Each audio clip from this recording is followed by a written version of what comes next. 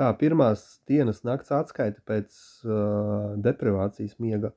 Tātad jūtos šodien lieliski, fantastiski, daudz enerģijas, superīgs, pozitīvs stāvoklis, sirds čakra riktīgi ieslēdzās šodien, kaifoju visu dienu.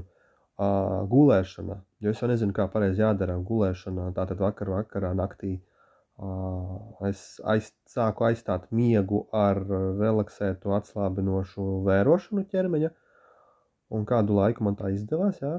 Tur ir jāliek modinātājs, ik pa 15 minūtēm viņš zvana, lai tu neiekrīt dziļā miega fāzē.